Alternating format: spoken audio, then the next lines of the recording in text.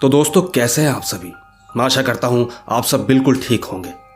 दोस्तों, जैसा कि मैंने आप सभी से पूछा था कि आपको किस टॉपिक पे कहानी चाहिए, तो ठीक उस पोस्ट पर कई लोगों के कमेंट आ रहे हैं। हम उनको बड़ी ही गहराई से एनालाइज कर रहे हैं। हमारी कोशिश यही रहेगी कि हम जल्द से जल्द आपकी उन कहानी को सबके सामने ला सके।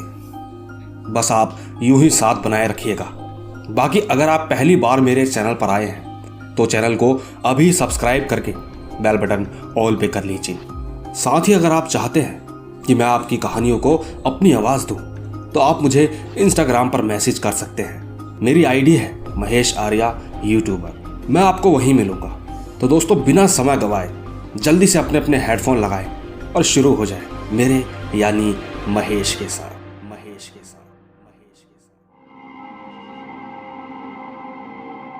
शमशान, वो भी रात के समय। यूं तो इसके नाम से ही ज्यादातर लोगों के शरीर में एक सिहरन सी उड़ जाती है, चाहे कोई कितना भी खुद को निडर कह ले या खुद को ताकतवर, लेकिन सिर्फ दिन में।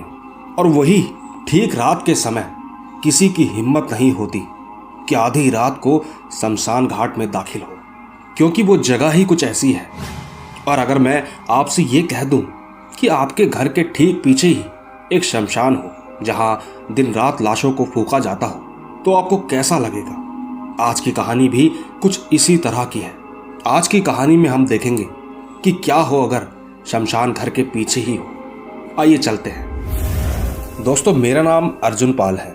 मैं मुंबई का रहने वाला हूँ। ये कहानी तब की है जब मैं 10वीं कक्षा में पढ़ता था। मैं मुंबई के एक साईं दर्शन चाल में रहता था। जब हम लोग शुरू में यहाँ रहने आए तब कोई दिक्कत नहीं थी। चाल में बहुत अच्छा घर मिला था हमें। घर तो अच्छा था, लेकिन वातावरण बहुत ही अजीब। शुरुआत में जब हम लोग यहाँ रहने आए तो हमें बिल्कुल इस बात का पता नहीं था कि शमशान हमारे चाल से कुछ ही दूरी पर है। और इसी वजह से हमारे यहाँ रूम्स भी आधे खाली थे, क्योंकि वहाँ कोई रहना नहीं चाहता था। जिनका खुद का रूम होता था बस वही लोग रहते। और ठीक हमारे एरिया में वैसे 4 चाल थे। हम सबको जब पता चला कि पीछे शमशान है तो हमें कोई बहुत ज्यादा चिंता नहीं हुई, क्योंकि हम भूत प्रेत इन सब पर काफी कम विश्वास रखते थे। और वैसे भी इस समय रूम मिलना अमृत मिलने के समान था, क्योंकि इतना अच्छा घर, वो भी इतने कम रेंट पे, किसी को भी पसंद आ सकता था। मेरे पिताजी टूरिस्ट ट्रैवलर का काम करते थे, इसलिए उन्हें कभी आधी रात को भी जाना पड़ता था तो कभी दोपहर में।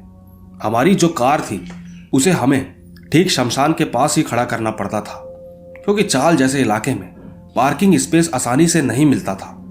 वैसे हमें कोई भी परेशानी या डर का एहसास नहीं हुआ, लेकिन एक दिन ऐसा भी आया जब मैं उसके बाद शमशान की तरफ देखने से भी खौफ के मारे जम जाता।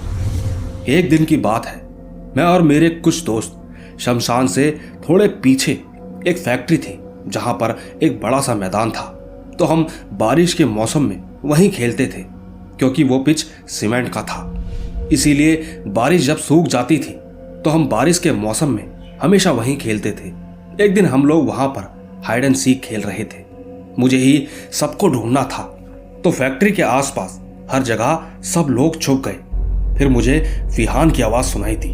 विहान मुझे बार बार हंसती हुई आवाज में बुला रहा था। मैं इधर उधर देखता, लेकिन वो मुझे कहीं नजर नहीं आ रहा था। विहान मेरा अच्छा दोस्त था। वो थोड़ा मजाकिया स्वभाव का भी था, इसीलिए मुझे लगा कि शायद वो मेरे साथ मजाक कर रहा है। सब लोग अलग अलग जगह पर छुपे थे, पर मुझे एक ही जगह से स्पष्ट स्वर में वही आवाज सुनाई दे रही थी। मैं चुपचाप उसी ओर चल पड़ा, विहान को ढूंढने। तभी चलते चलते मुझे पता ही नहीं चला कि कब मैं शमशान के अंदर पहुंच गया। वहां पर जैसे ही मैं पहुंचा, तभी मुझे एक पटरी के नीचे हल्की हलचल महसूस हुई। मैं पटरी के नीचे झुका तो देखा कोई छुपा हुआ है। मुझे यकीन था कि विहान ही होगा। तो ठीक मैंने जैसे ही उसे छूने के लिए हाथ लगाया तो उसने मेरा हाथ एकदम से पकड़ लिया। मैं अपने हाथ को छुड़ाने की बहुत कोशिश कर रहा था, पर कुछ फायदा नहीं हुआ। वो मेरा हाथ छोड़ ही नहीं रहा था। फिर मैंने उसके नाखून और उसके हाथों पर गौर किया तो देखा ये किसी इंसान के हाथ नहीं थे। ये तो एकदम जले कटे हाथ थे, उसके बहुत काले नाखून थे, किसी चाकू की नोक से भी ज्यादा नोकीले। सच कहूं तो वो खौफ का मंजर था। उसे याद करना या उसे असल में जीना, दोनों ही मेरे लिए खुद की मौत बुलाने के जैसा है। उस वक्त मैं कुछ समय तक तो यूं ही दर्द से तड़पता रहा, पर बाद में मुझे बगल में एक बंबू दिखाई दिया। मैंने उसी बंबू से उसके हाथ पे दे मारा। लगातार मारते रहने से थोड़ी देर में उसने मेरा हाथ छोड़ दिया। मैं पीछे की तरफ जा गिरा।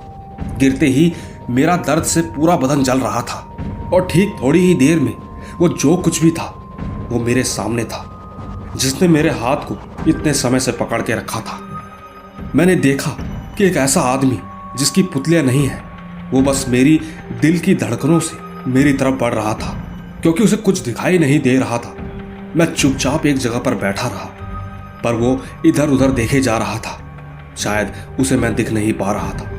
मैं बस उससे बचने की कोशिश करता रहा।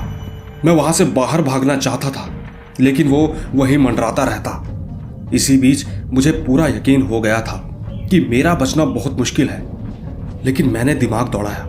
मैंने उस बंबू को उस पटरी पर दे मारा और वो शख्स जैसे ही उस तरफ आने लगा, मैं वहां से देखते ही देखते तुरंत शमशान का गेट खोलकर बाहर आ गया। और ठीक बाहर आने के बाद मैं सीधा अपने घर की तरफ भागने लगा। जैसा कि मैंने आपको बताया था कि मेरे चाल से घर ज्यादा दूरी पर नहीं था, इसीलिए मुझे ज्यादा समय नहीं लगा। मैं भागते भागते अपने घर पहुंचा तो माँ और वहां के कुछ लोगों ने मेरे हाथ को देखा। मेरा हाथ बुरी तरह से जख्मी था और ठीक उससे खून निकल रहा था। पहले तो हम वहां से डॉक्टर के पास गए। जब मुझे थोड़ा ठीक महसूस हुआ तो मैंने माँ बाबूजी को सब कुछ बताया। इसे सुनकर सब लोग परेशान हो गए। दोस्तों, यहां तक तो फिर भी सब कुछ ठीक था, लेकिन जो आंटी मेरे घर के सामने रहती थी, उन्होंने जब एक ऐसा किस्सा बताया जिसे सुनने के बाद मेरी धड़कनें और तेज हो गई। उन्होंने बताया ये सिर्फ इसी के साथ नहीं हुआ, बल्कि ऐसे कुछ और बच्चे भी हैं जिनके साथ ये सब हो चुका है। क्योंकि वो एक शमशान है, वहां एक अलग ही दुनिया है, भूत प्रेत और आत्माओं की। जब कभी भी वहां पर लाशों को फूंका जाता है तो ठीक उसी रात अजीबोगरीब चिंगारने और अफसोस की आवाजें सुनाई देती हैं। उन दिनों ठीक एक अंधा आदमी रहता था जो कभी कभी अपनी लाठी के साथ यूं ही इधर उधर घूमने निकल जाता। वो अंधा था, इसीलिए छोटे बच्चे उसका बहुत मजाक बनाते। एक दिन ठीक वो शमशान के सामने से गुजर रहा था, तभी एक टैंकर ने उसे दे मारा। टैंकर ने उसे एक ही झटके में उसकी जिंदगी खत्म कर दी थी। इसके ठीक उस टैंकर के मालिक को जब बात पता चली तो पुलिस केस इन सब के डर से उसे वहीं दफना दिया गया। टैंकर का मालिक पैसे वाला था, इसीलिए वो बच गया। और इससे पहले ये कोई शमशान नहीं था। उस रात वहां पर काफी बारिश भी हो रही थी।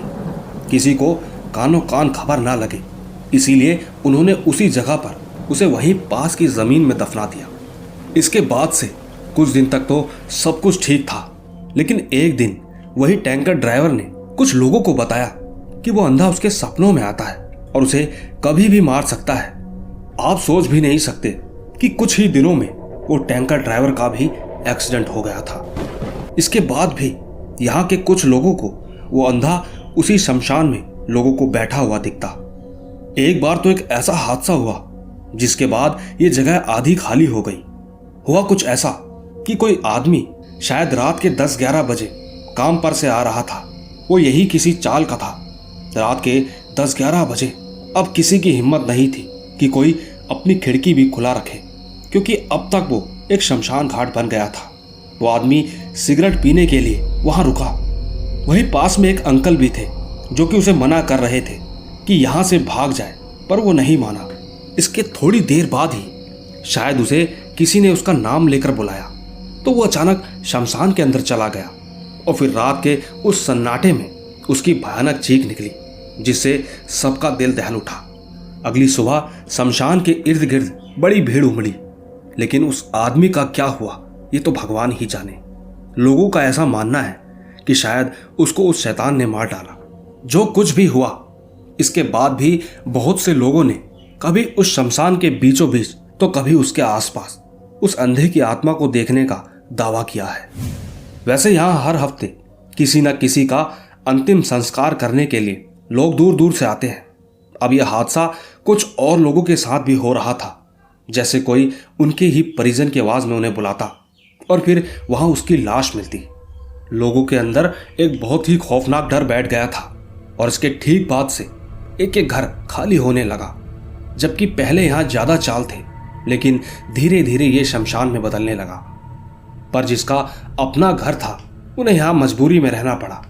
रात के समय पूरा वातावरण ही शांत हो जाता और यहाँ के लोगों को एक अजीब सी नेगेटिविटी महसूस होती। पर काफी समय से सब कुछ ठीक चल रहा है। दोस्तों, उन आंटी की ये बात सुनकर हम सबके पसीने छूट गए। उस चाल में जितने भी लोग थे, हमने सबकी जुबानी ये किस्सा सुना था। बाकी स्कूल में भी मेरे दोस्तों ने बताया था कि वो तो बहुत खतरनाक है। मैंने एक बार विहान से भी पूछा कि तूने मुझे आवाज लगाई थी, तो उसका कहना था कि वो तो फैक्ट्री के अंदर छुपा था, तो उसकी आवाज वहां कैसे पहुंचती। आखिरकार मेरे साथ कुछ ऐसा घटा था, तो मुझे उनकी बातों पर यकीन करना लाजमी था। लेकिन कहीं ना कहीं शायद वो भगवान का रहम था कि मैं उस दिन बच गया, वरना आज मैं ये कहानी सुनाने के लिए जिंदा ही नहीं बचता। दोस्तों, इस वाक्य के बाद से हमने उस जगह से शिफ्ट होने का फैसला किया और ठीक हम सब वहां से चले गए। पर उस दिन के बाद से उस जगह दोबारा जाने की मेरी कभी हिम्मत नहीं हुई। खैर, आज तो इस बात को 4-5 साल हो गए, लेकिन डर की आंधी कभी कभी मुझे झकझोर के रख देती है। इसीलिए मेरा तो यही कहना है कि कभी भी ऐसे खतरनाक जगहों पे रहना तो दूर, जाना भी नहीं चाहिए। दोस्तों, हमारी आज की कहानी में कितनी सच्चाई है ये तो मैं नहीं जानता, लेकिन हमें एक सीख जरूर मिलती है और वो ये है कि सच में हमें ऐसी जगहों पर नहीं जाना चाहिए। वैसे आपने तो एक चीज पर ध्यान दिया होगा कि कभी भी जब कोई भी ऐसी जगह पर जाते हैं तो हमेशा वहां बच्चों को नहीं ले जाया जाता, और ऐसा लगभग सभी के साथ होता है, क्योंकि अक्सर शमशान में अंतिम संस्कार के वक्त बच्चों या औरतों को कम ही ले जाया जाता है। और ऐसा कितने लोग मानते हैं, नीचे कमेंट में जरूर बताइएगा। फिलहाल मैं आपसे माफी चाहता हूं कि आज हमारी कहानी ज्यादा लंबी नहीं है, पर मैं आपसे वादा करता हूं बस 1-2 दिन में ही मैं आपके लिए जरूर एक लॉन्ग स्टोरी लाऊंगा। बाकी जैसा कि मैंने आपको शुरू में बताया था, जिसमें आप लोगों की फरमाइश के लिए मैंने एक पोस्ट डाली थी, उसके ऊपर भी हम जल्दी ही काम करेंगे। फिलहाल अभी चलता हूं। खुश रहें, अपना ध्यान रखें। Bye bye.